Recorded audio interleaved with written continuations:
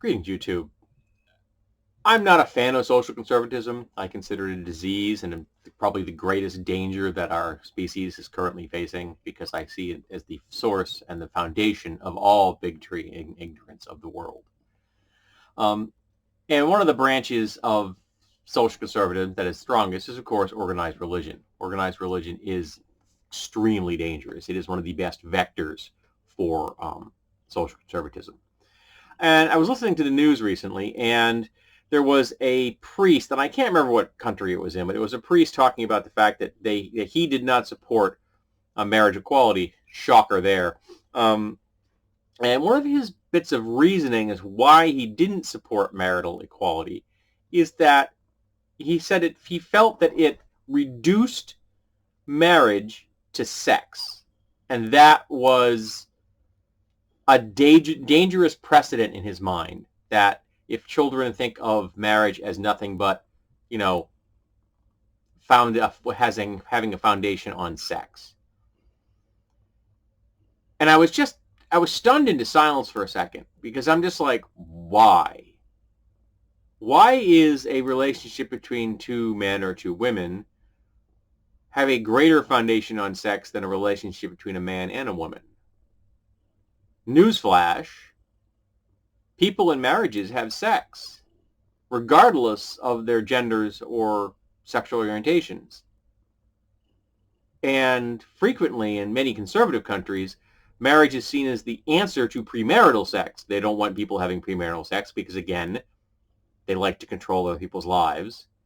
So they get them married, so then that their sex is sanctified. Of course, it's always very particular types of sex. You can't have this kind. You can't have that kind. And if you have this kind right here, you have to do it in very specific ways. If you don't do it in those very specific ways, God will kill you. So, yeah, they're all about controlling other people's lives.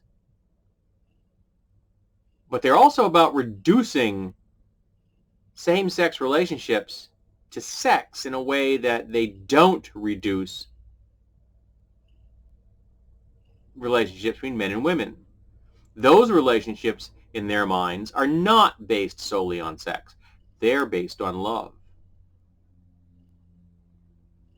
And they seem to be incapable of holding more than one idea in their head at the same time, because you can be both in love with someone and want to have sex with them.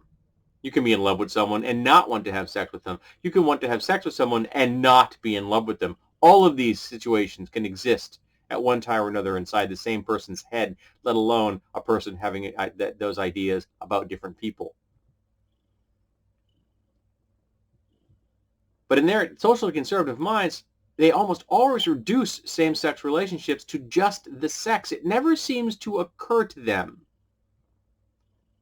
that two men or two women or two non-binary people want to get married because they love each other. And that the sex is not the motivating force for the relationship. Lots of people can get laid, folks. You don't need to be in love to get laid. Newsflash on that one, too, I guess. Hookups have always happened, and they always will. Much to the chagrin of the social conservatives, I'm sure. But love is love. If you want to get married because you love somebody, and you can love somebody and not want to get married, that's fine as well. I'm not saying that the institution of marriage is the be-all and end-all in the universe. It isn't. It's not for everyone. When you see this video, it'll be a few days before my 15th wedding anniversary.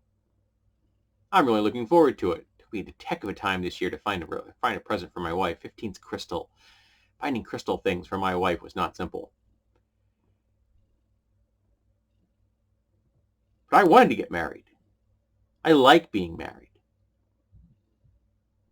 But it wasn't just based on sex. It's because I love her.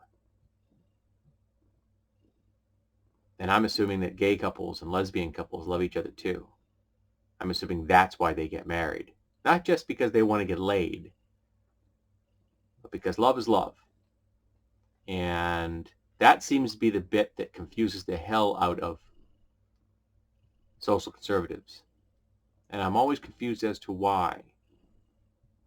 Are they afraid if they finally realize that love is love, that their arguments for the reasons to undermine or eliminate same-sex marriage, to have marital equality, just disappear?